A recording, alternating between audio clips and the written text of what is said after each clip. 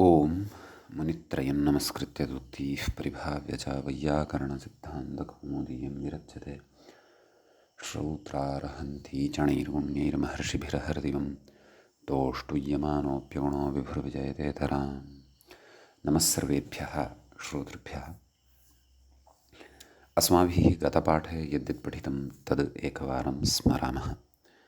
वयं वैयाकरणसिद्धान्तकौमुदी इत्याख्यस्य ग्रन्थस्य अन्ते परिशिष्टत्वेन स्थापितस्य पाणिनीयशिक्षा इत्याख्यस्य ग्रन्थस्य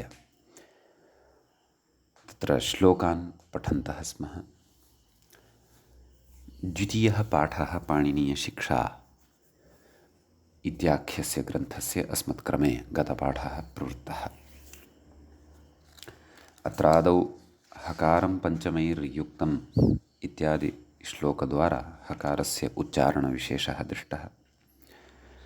ततः उच्चारणस्थानानि अकारादिवर्णानां भवन्ति तानि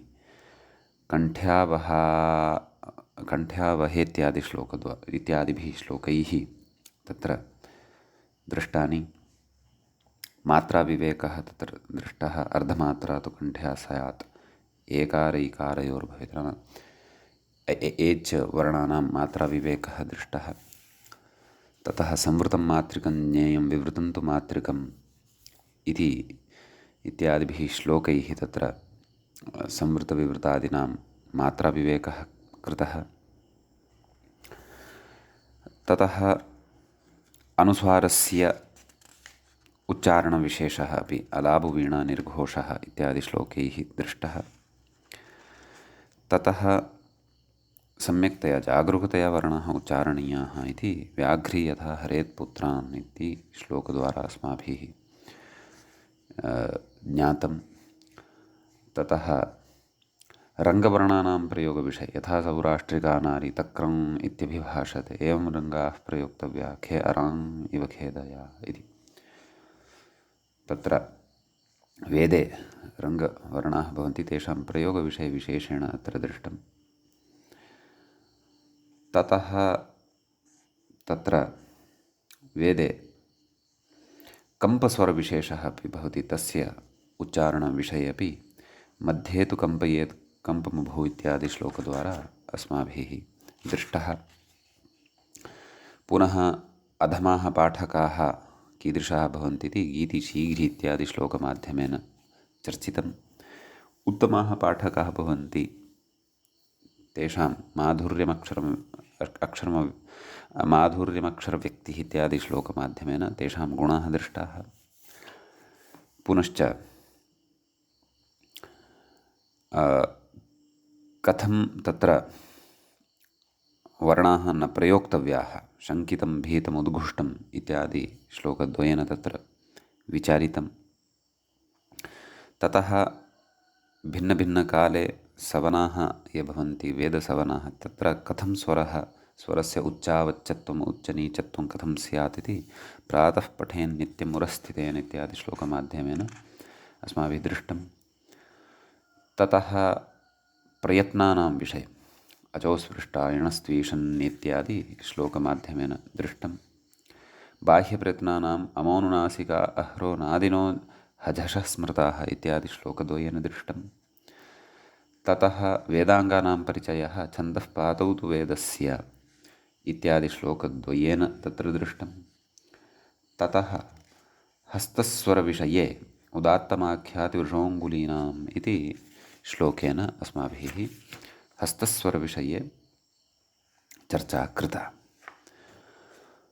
इति गते द्वितीये पाठे अस्माभिः विचारः कृतः। इदानीम् अस्मत्कर्मे पाणिनीयशिक्षा इत्याख्यस्य ग्रन्थस्य तृतीयः पाठः आरब्धः भवति। तत्र अग्रिमं श्लोकं वयमधुना पठामः। अग्रिमश्लोके अधुना चर्च्यमानं वर्तते यत् हस्ते विद्यमानया कया अङ्गुल्या कस्य स्वरस्य तत्र सूचना क्रियते। उदात्तं प्रदेशिनीं विद्यात् प्रचयं मध्यतोऽङ्गुलिं निहतन्तु कनिष्ठिक्यां स्वरितोपकनिष्ठिकाम् इति। उदात्तं प्रदेशिनीं विद्यात् नाम उदात्तस्वरः यः भवति सः स्वरः तर्जन्या सङ्केतितः भवति। अतः तर्जन्या उदात्त स्वरस्य सूचना क्रियते हस्तस्वरसञ्चारवेलायाम् इति।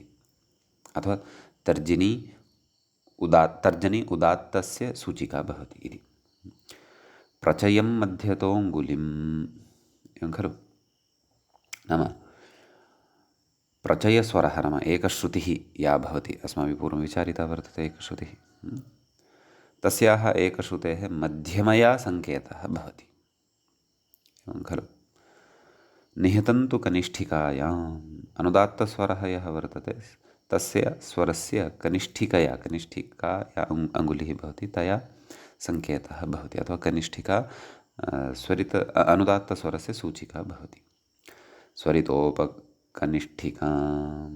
उपकनिष्ठिका नाम कनिष्ठिकायाः समीपे या भवति अनामिका, अतः स्वरितस्वरस्य सूचिका अनामिका अङ्गुलिः भवति। वैदिकाः हस्तस्वरसञ्चालनसमये एवं रीत्या अङ्गुलीनां प्रयोगं तत्तत् स्वरस्य प्रदर्शनाय कुर्वन्ति इति श्लोकस्य भावः। इदानीम् अग्रिमश्लोके स्वराणाम् आश्रयाः 9 भवन्ति। नाम अवस्थितिविशेषाः 9 प्रकारकाः भवन्ति। श्लोकः एवं भवति।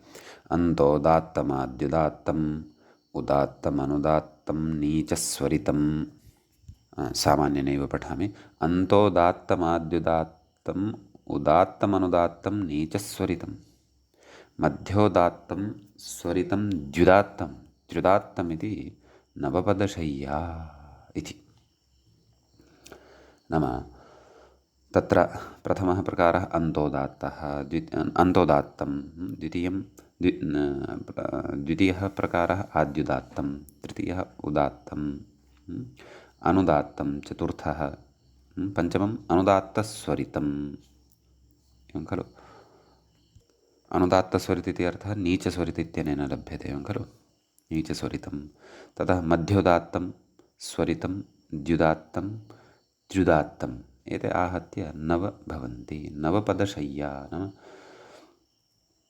पदरूपशय्याः इमाः 9 भवन्ति इति। नाम पदशय्या नाम अत्र अवस्थितिविशेषः, प्रकारविशेषः विवक्षितः भवति। समीचीनम्। इदानीं 9 एते प्रकाराः ये उक्ताः तेषाम् उदाहरणम् अग्रिमश्लोकद्वयेन कथयति। अग्निः सोमः प्रवो वीर्यं हविषां स्वर्बृहस्पतिरिन्द्रा बृहस्पती। अग्निरित्यन्तोदात्तं सोम इत्याद्युदात्तं प्रेत्युदात्तं व इत्यनुदात्तं। वीर्यन्नीचस्वरितं हविषां मध्योदात्तं स्वरितं बृहस्पतिरिति द्युदात्तमिन्द्रा बृहस्पती इति त्र्युदात्तम्। एकमेव उदाहरणं दत्तं। नाम उपरि नाम गतश्लोकेन अस्माभिः 9 अवस्थाः स्वराणां याः पठिताः, तत्र क्रमशः इमानि उदाहरणानि अग्निः, सोमः, प्रवः, वीर्यं, हविषां, स्वः, बृहस्पतिः, इन्द्रः, बृहस्पतिः। सम्यक् तत्र उक्तं खलु। अग्निरित्यन्तोदात्तं नाम अग्नि इति शब्दः अन्तोदात्ततां भजते। सोम इत्याद्युदात्तं स्पष्टमस्ति मूले, सोम इति आद्युदात्ततां भजते। ततः प्रेत्युदात्तं प्रशब्दः उदात्तः भवति। व इत्यनुदात्तं वः इति अनुदात्तभूतः भवति। ततः वीर्यमिति नीचस्वरितं भवति, नाम अनुदात्तस्वरितं भवति। वीर्यं नीचस्वरितं। हविषाम् इति पदं मध्योदात्तं भवति। पुनः उक्तं तत्र स्वरिति स्वरितं श्लोके, स्वः इति पदं स्वरितं भवति।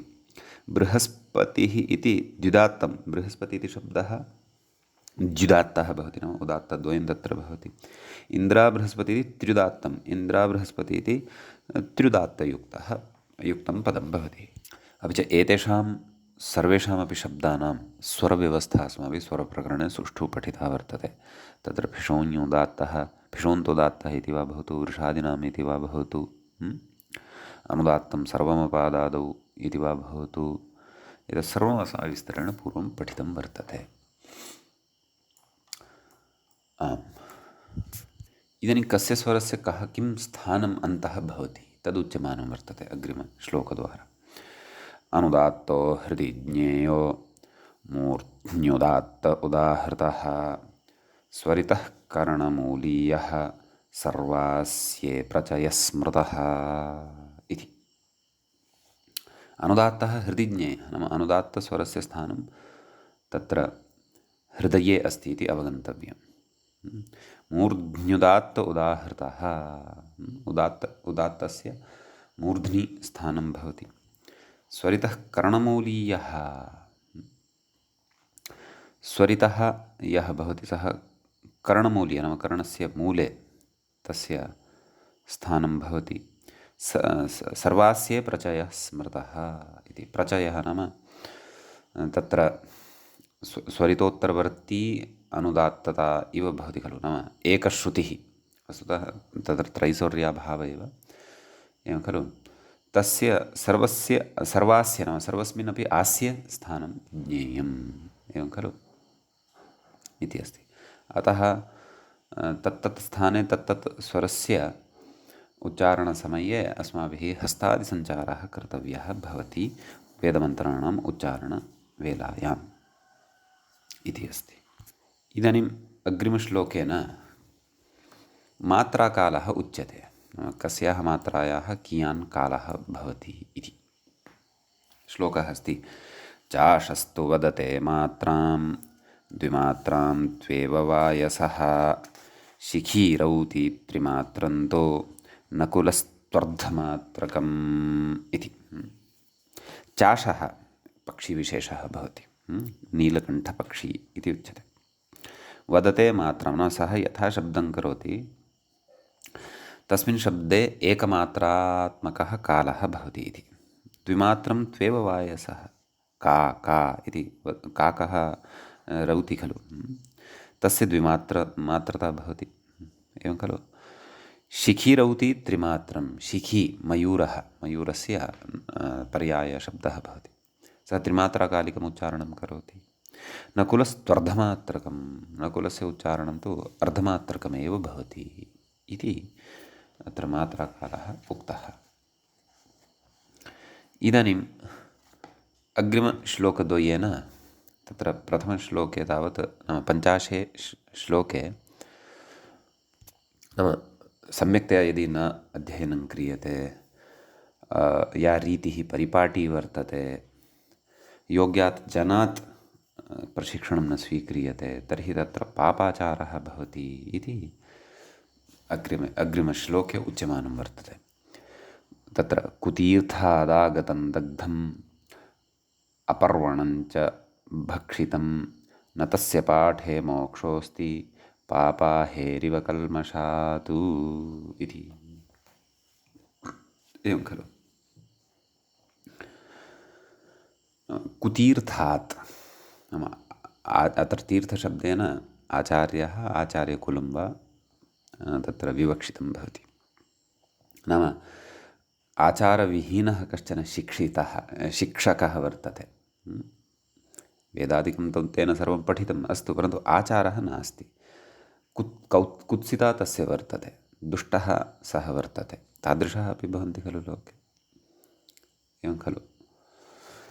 कुतीर्थादागतं दग्धम् अपर्वणञ्च भक्षितं, दग्धं नाम नष्टमिव, एवं खलु। यथा तत्र रज्जुविशेषः भवति, तस्य ज्वालनं कुर्मः, ज्वालनानन्तरं रज्जुः अस्ति इति केवलः आभासः एव तत्र जायते, रज्ज्वाः। वस्तुतः तत् स्पृशामः किमपि न भवति, तत्र भस्म एव भवति, एवं खलु। तादृशम् अपर्वणं, त्रुटियुक्तं भक्षितं नाम वर्णस्य भक्षणमेव क्रियते, सम्यक्तया नोच्चार्यते।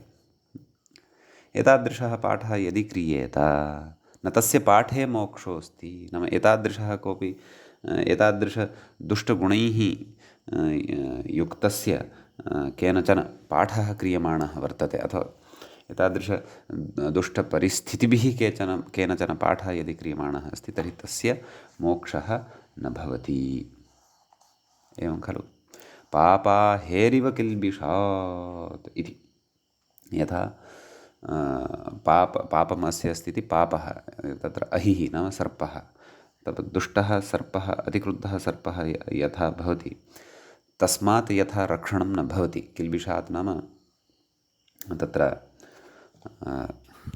किल्बिषमपि पाप विशेषः एव भवति।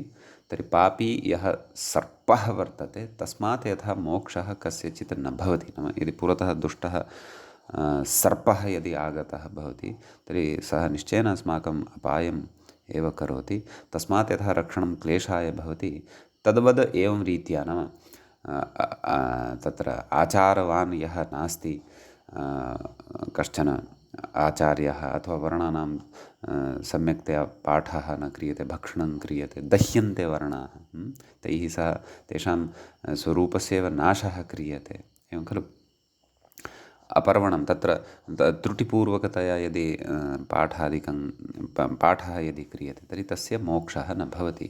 वर्णाः सम्यक् विज्ञाय, वेदवर्णाः अथवा वेदः सम्यक् विज्ञाय पठनीयः, योग्यात् जनात् पठनीयः इति अत्र भावः। सम्यक् इति। इदानीं तत्र उत्तमत्वमपि नाम कथं मोक्षः लभ्यते अथवा ब्रह्मपदे तत्र राजते साधकः तदपि अग्रिमश्लोकद्वारा उच्यमानं वर्तते। सुतीर्थादागतं व्यक्तं स्वाम्नाय्यं सुव्यवस्थितं सुस्वरेण सुवक्त्रेण प्रयुक्तं ब्रह्म राजते इति अस्ति। नाम तत्र सुतीर्थादागतं व्यक्तं, सुतीर्थात् नाम तत्र सम्यक् रीत्या कस्यचित् आचार्यस्य सविधे यः उत्तमः शोभनः वर्तते, अपि च यस्य आचारः अपि उत्तमः वर्तते, सदाचारनिष्ठः यः आचार्यः वर्तते, तस्मात् आगतं वेदशास्त्रम्। एवं खलु। तत्र वेदशास्त्रमिति तत्र विशेष्यत्वेन स्वीकर्तुं शक्यते गतश्लोकेपि। तस्मादागतं व्यक्तं स्वाम्नाय्यं सुव्यवस्थितं।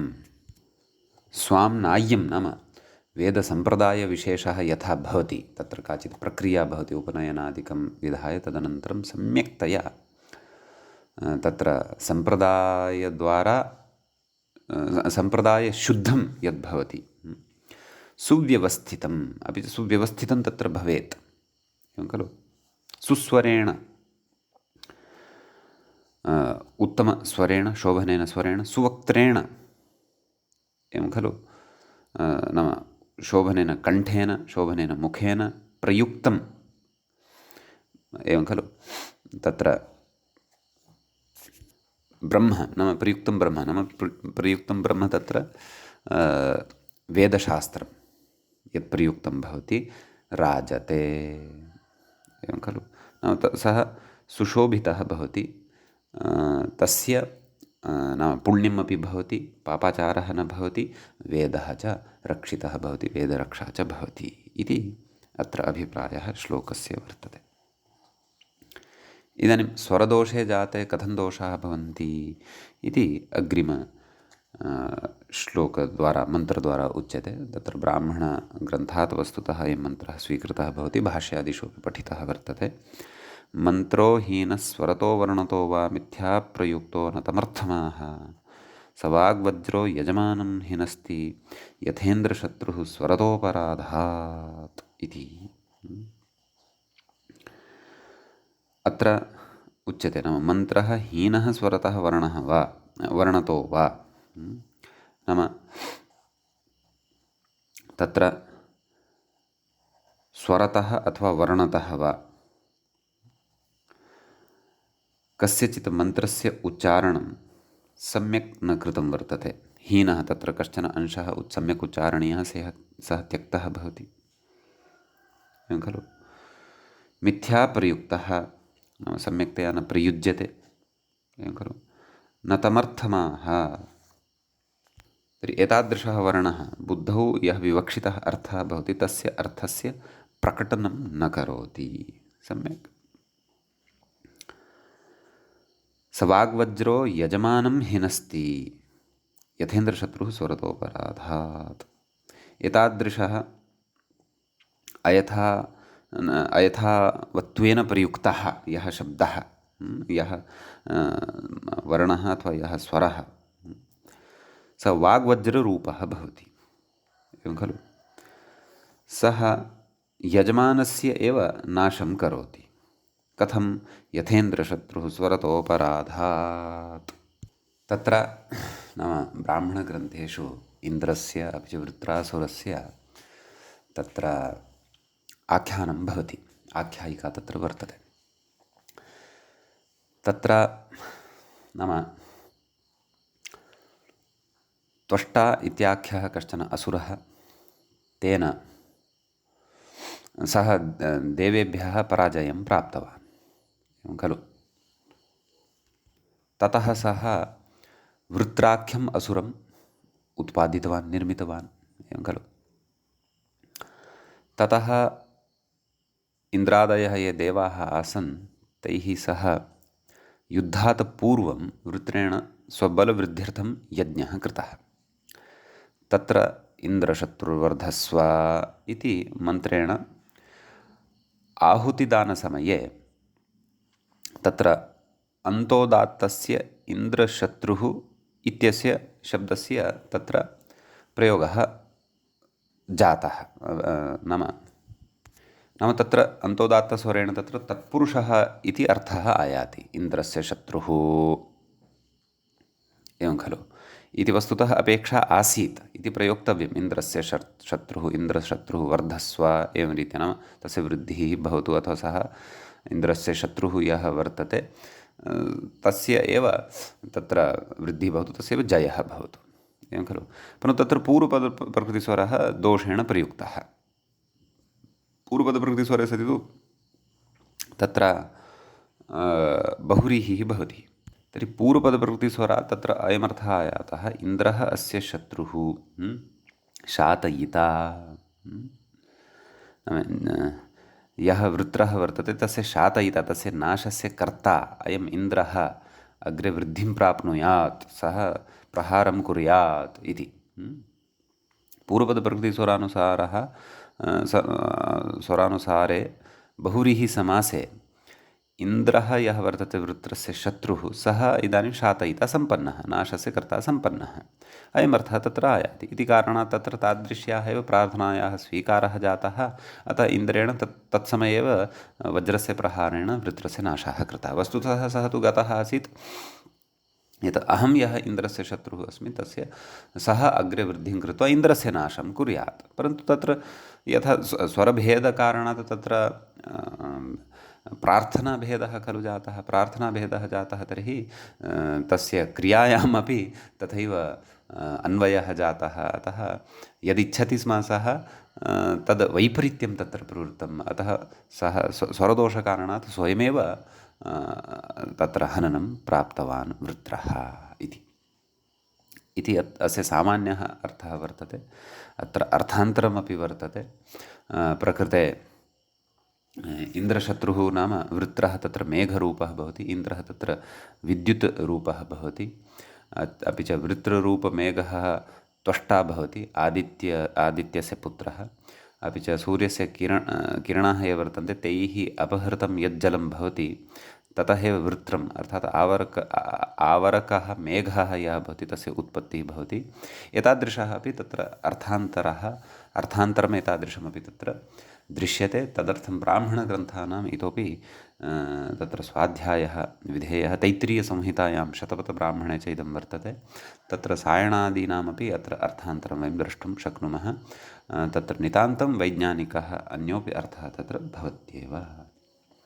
इतोपि विस्तरेण इदं पठनीयं यदि तर्हि तद् ब्राह्मणग्रन्थे अपि च तैत्तिरीयसंहितायाम् अस्य विवेचनं तत्र सभाष्यं पठितुं शक्यते। तर्हि अत्र प्रकृतमनुसरामः यदि तर्हि तदेव स वाग्वज्रः यजमानं हिनस्ति यथेन्द्रशत्रुः स्वरतोपराधात्, नाम यथा इन्द्रशत्रुः सः वृत्रः स्वरस्य एकस्य अपराधात् नष्टः। नाम अत्र अभिप्रायः अयमेव, स्वरमहिमा अत्र उक्तः वर्तते। नाम स्वरदोषो न विधेयः, स्वरदोषः अस्माभिः न कर्तव्यः। दोषः भवति अर्थान्तरता तत्र गम्यते। अर्थान्तरं यदि अपेक्षितात् अर्थात् भिन्नः अर्थः यदि तत्र गतः भवति तर्हि तत् क्लेशाय भवति। यथा अर्थः एव तत्र क्रियायाः उत्पत्तिं करोति। अर्थं विज्ञाय एव खलु क्रियायां प्रयुक्तः भवति कश्चन बुद्धिजीवी। सः तर्हि यथा अर्थं गृहीष्यति तथा तस्य प्रक्रिया कदाचित् स्यात्। अतः एवं रीत्या स्वरापराधः अथवा स्वरभेदः, स्वरदोषः न कर्तव्यः इति अत्र अभिप्रायः। इदानीं दुष्टैः शब्दैः अथवा सम्यक्तया न उच्चारयति यः वेदं, तादृशः वेदः तस्य उच्चारयितुः कथं नाशं करोति इति अग्रे उक्तं वर्तते। अनक्षरं हतायुष्यं विवस्वरं व्याधिपीडितम् अक्षता शस्त्ररूपेण वज्रं पतति मस्तके इति कथयति। नाम अनक्षरं हतायुष्यं, अक्षराणां सम्यक्तया अपूर्णावस्थायाम् उच्चारणं करोति यः, तादृशं सः यः वेदः भवति, सः वेदः तम् उच्चारयितारं हतायुष्यं करोति। नाम तस्य आयुष्यं न्यूनं करोति अथवा आयुषा हीनं करोति। विस्वरं व्याधिपीडितं,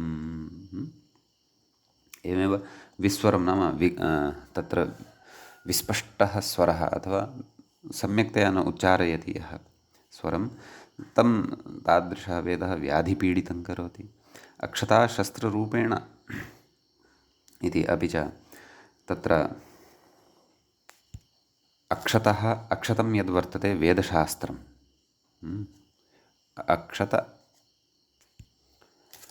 अशस्त्ररूपेण, नाम तत्र कुण्ठिता अशस्त्ररूपिणी, अत्र शस्त्र इत्यनेन तत्र अशस्त्रत्वं प्रकृते तदेव वर्णस्वरादिवैकल्यम् एव अत्र विवक्षितं वर्तते। अतः तादृशदोषैः युक्ता एषा वेदवाणी अथवा वेदः यः वर्तते, वज्रं पतति मस्तके, तद् वज्ररूपेण तस्य मस्तके पतति, तस्य नाशमेव करोति इति भावः। अतः सम्यक्तया वर्णाः उच्चारणीयाः इति अस्ति विषयः। अग्रे कथयति, तत्र हस्तस्वरं विना उच्चारणं यः करोति तद्विषये उच्यते। हस्तहीनं तु योधीते स्वरवर्णविवर्जितं ऋग्यजुस्सामभिर्दग्धो वियोनिमधिगच्छति। नाम तत्र यः वेदस्य उच्चारयिता हस्तस्वरेण रहितः सन्, एवं खलु, अपि च उदात्तादिषु स्वरेषु यथा कण्ठस्य सञ्चारः अथवा कण्ठप्रयोगः विवक्षितः अथवा करणीयः भवति, तथा वेदस्य उच्चारणं यः करोति सः ऋग्यजुस्सामभिः दग्धः। नाम ऋग्वेदद्वारा, यजुर्वेदद्वारा, सामवेदद्वारा च दग्धः भवति, नाम नष्टः भवति, वियोनिम् अधिगच्छति। एवं खलु, तत्र मनुष्यात् भिन्नाः योनयः याः वर्तन्ते तादृशीः योनिः सः प्राप्नोति, नाम कष्टयोनिं प्राप्नोति इति भावः। एवं खलु, तद् वैपरीत्यं, नाम सम्यक्तया यः उच्चारयति, सम्यक्तया यः अधीते सः तु ब्रह्मलोके महीयते इति अग्रे उच्यमानं वर्तते। कथयति, हस्तेन वेदं योधीते स्वरवर्णार्थसंयुतं ऋग्यजुस्सामभिः पूतो ब्रह्मलोके महीयते। नाम हस्तस्वरेण यः वेदस्य अध्ययनं करोति, स्वरवर्णार्थसंयुतम्, अपि च स्वराणां वर्णानां सम्यक्तया अर्थेन सहितं यः पठति, अर्थसहितं यः वेदं पठति, ऋग्यजुस्सामभिः पूतः, सः ऋगादिभिः पूतः पवित्रीकृतः भवति, ब्रह्मलोके महीयते। सः तु ब्रह्मलोके ईश्वरलोके तस्य नाम पूजा भवति, अथवा सः तत्र सम्मानेन तिष्ठति। सम्माननं नाम कश्चन जनः वेदविद्यां विज्ञाय योगमार्गेण, योगः नाम वेदः एव, तत्र ईश्वरेण साक्षात्कारं यदि प्राप्य मोक्षस्थितिं प्राप्नोति, तर्हि ततः ऊर्ध्वं किम् अपेक्षितं, ततः ऊर्ध्वं तस्य पूज्यत्वं वा न भवति। सम्यक् महती काचित् उपलब्धिः सा इति भावः। एवं खलु। अग्रे कथयति शङ्करः शाङ्करी प्रादात्, पुनः पठामि, शङ्करः शाङ्करीं प्रादात् दाक्षीपुत्रस्य धीमते, क्षन्तव्यः, पुनः शङ्करः शाङ्करीं प्रादात् दाक्षीपुत्राय धीमते वाङ्मयेभ्यः समाहृत्य देवीं वाचमिति स्थितिः। नाम तत्र आचार्यः शङ्करः शाङ्करीं नाम एतां शाङ्करीं शब्दविद्यां दाक्षीपुत्राय धीमते, नाम पाणिनिः यः वर्तते दाक्षीपुत्रः, तस्मै दत्तवान्। सम्यक्। वाङ्मयेभ्यः समाहृत्य, नाम वेदवाङ्मयः यानि वाङ्मयं यद्वर्तते तत्र वेदाः, उपवेदाः, अन्ये च ग्रन्थाः, वेदोपकारकः वेदव्याख्यानपराः ये वर्तन्ते, ततः समाहृत्य, ततः साररूपेण क्रोडीकृत्य स्वीकृत्य, एवं खलु, एतां शाङ्करीं देवीं वाचं दत्तवान् कस्मै, पाणिनये इति स्थितिः, इति एषा स्थितिः वर्तते। एवं रीत्या तत्र मन्यते इति, तत्र एषा अवधारणा केषाञ्चन जनानां वर्तते। स एव विषयः अग्रेपि उक्तः वर्तते, येनाक्षरसमाम्नायम् अधिगम्य महेश्वरात् कृत्स्नं व्याकरणं प्रोक्तं तस्मै पाणिनये नमः। नाम येन तत्र अक्षरसमाम्नायं नाम वर्णसमाम्नायं प्राप्तं, कस्मात्, महेश्वरात्, सः ढक्कानादं कृतवान्, एवं खलु, ततः वर्णाः निर्गताः, सूत्राणि निर्गतानि, तान् आधारीकृत्य अग्रिमं व्याकरणं समग्रं रचितवान् अयं तत्र पाणिनिः इति उच्यते। ततः कृत्स्नं व्याकरणं प्रोक्तं, समग्रं व्याकरणं सः उक्तवान् इत्यपि काचिद् अवधारणा वर्तते जनेषु। अस्मिन् विषये यद्यपि अस्माभिः विस्तरेण चर्चा इति माहेश्वराणि सूत्राणि इति कौमुदीग्रन्थस्य आरम्भे यदा उक्ता आसीत् तत्र कृता वर्तते।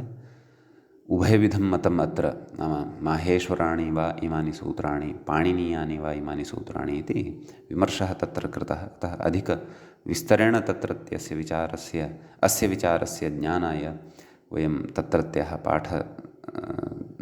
तत्रत्यं पाठध्वनिमपि श्रोतुं शक्नुमः।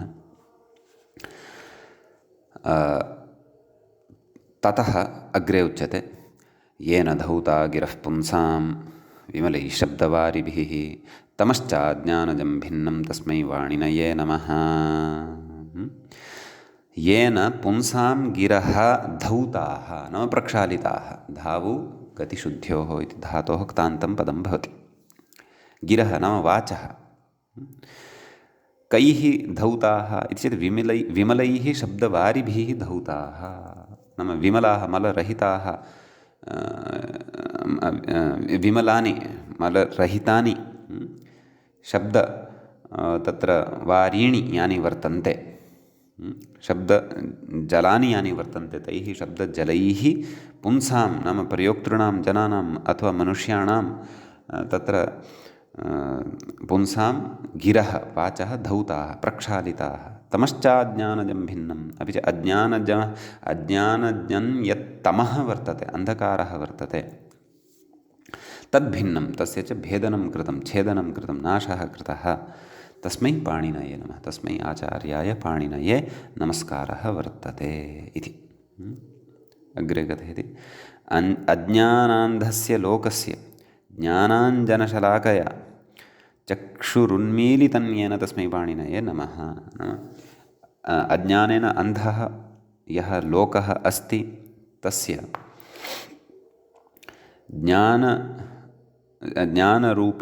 ज्ञानरूपिणं यद् अञ्जनं वर्तते, एवं खलु, तस्य अञ्जनस्य शलाकया प्रयोगं कृत्वा, एवं खलु, चक्षुः उन्मीलितं, नाम चक्षोः उन्मीलनं कृतं येन पाणिनिना, तस्मै पाणिनये नमः। नाम लोकः अज्ञाने आसीत् अथवा अस्ति, अतः यदि पाणिनिं वयं पठामः तर्हि निश्चयेन अस्माकम् अन्धकारस्य निवृत्तिः भवति, ज्ञानोदयः भवति, ज्ञानचक्षुषः उन्मीलनं भवति इति मन्त्रस्य आशयः, अभिप्रायः। सम्यक्। अग्रे उच्यते, त्रिनयनमभिमुखनिःसृतामिमां य इह पठेत प्रयतश्च सदा द्विजः स भवति धनधान्यपशुपुत्रकीर्तिमान् अतुलं च सुखं समश्नुते दिवीति दिवीति। त्रिनयनम् अभिमुख निःसृताम्, अत्र पाठः त्रिनयनमुखनिःसृतां कथमस्ति, त्रिनयनमुखनिःसृतामिमां यः पठेत्, नाम त्रिनयनं मुखे अस्ति यस्य, सः त्रिनयनः कः, शिवः, शङ्करः, तस्य मुखद्वारा निःसृता एषा का शिक्षा, पाणिनीयशिक्षा, यः इह पठेत् प्रयतश्च सदा द्विजः, नाम एतां शिक्षां वस्तुतः तस्मात् पाणिनेः सविधे लब्धा, पाणिनेः सकाशात् अस्माकं कृते तत्र प्राप्यमाणा वर्तते, अतः पाणिनीयशिक्षा एषा, तर्हि तु शङ्करशिक्षा एषा स्यात् इति न शङ्कनीयम्। एवम् अत्र समन्वयनस्य प्रकारः द्रष्टव्यः, एवं खलु। तस्य मुखात् विनिःसृता एषा या वर्तते, अथवा निःसृता एषा, निर्गता या एषा शिक्षा वर्तते, यः पठेत् प्रयतश्च सदा द्विजः, नाम प्रयत्नपूर्वकतया सम्यक्तया यः द्विजः अत्र सावधानतया एतां शिक्षां पठति, स भवति धनधान्यपशुपुत्रकीर्तिमान् भवति, सः नाम तस्य धनं भवति, धान्यं भवति, पशवः भवन्ति, पुत्राः भवन्ति, कीर्तिः भवति इति। सुखमश्नुते, सः सम्यक्तया सुखस्य प्राप्तिं करोति। दिवीति दिवीति, अत्र पाठसमाप्त्यर्थं दिवीति दिवीति इति आवृत्तिः कृता वर्तते। वस्तुतः दिवीति स्वर्गलोके इति भावः इति शिक्षायाः फलमत्र उक्तम्। अग्रे उच्यते, अथ शिक्षामात्मोदात्तश्च हकारं स्वराणां यथा गीत्यचोस्पृष्टोदात्तं चाशस्तु शङ्कर एकादश इति। नाम ये श्लोकाः पठिताः खलु अस्माभिः, तेषां श्लोकानाम् अत्र इङ्गितं कृतं वर्तते। नाम एकादशसु खण्डेषु एषा शिक्षा विभक्ता वर्तते, एवं खलु। तत्र अथ शिक्षाम् इत्यादि श्लोकः यः वर्तते, तस्मात् प्रथमखण्डः आत्मा बुद्ध्या इत्यस्मात् द्वितीयस्य खण्डस्य, एवं खलु। उदात्तानुदात्तश्च इत्यस्मात् तृतीयस्य खण्डस्य, हकारं पञ्चमैः युक्तम् इत्यस्मात् चतुर्थस्य खण्डस्य, स्वराणामूष्मणां चैव इत्यस्मात् पञ्चमस्य खण्डस्य, एवं खलु। यच्च सौराष्ट्रिका नारी इति पठितं खलु, ततः षष्ठस्य खण्डस्य, गीतिशीघ्री इत्यतः सप्तमस्य खण्डस्य, अचोस्पृष्टाः इत्यतः अष्टमस्य खण्डस्य, उदात्तमाख्यात् इत्यतः नवमस्य खण्डस्य, चाशस्तु इत्यतः दशमस्य खण्डस्य, शङ्करः शाङ्करीं प्रादात् इत्यतः च एकादशस्य खण्डस्य प्रकृते आरम्भः कृतः वर्तते। सम्यक्। अष्टाध्यायीपारायणसमये अपि भवति खलु, अन्ते पाठसमये विंशतेः सूत्राणाम् एकैकः खण्डः यथा स्मर्येत तदर्थं तत्तत्, नाम प्रथमस्य यथा, एकविंशस्य यथा, एकचत्वारिंशस्य यथा, एकषष्टेः इत्यादिकस्य च यथा प्रथमसूत्रस्य किञ्चित् इङ्गिताय नाम तत्र स्मरणाय इङ्गितं कृतं भवति। आद्यम् अक्षरं पठितं वर्तते। तद्वत् अत्रापि एकादशसु खण्डेषु एषा शिक्षा तत्र उक्ता वर्तते इति भावः।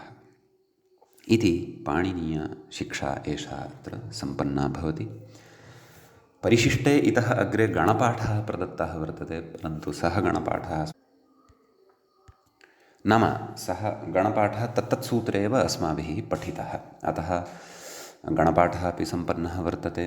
तत्र पाणिनिशिक्षा तु पठिता एव, धातुपाठः अपि पठितः, गणपाठः अपि पठितः, सूत्राणि पठितानि, लिङ्गानुशासनमपि पठितं। पञ्चकम् अत्र पाणिनीयग्रन्थभूतम् अस्माभिः पठितम्, अपि च कौमुदीग्रन्थः अत्र सम्पन्नः भवति।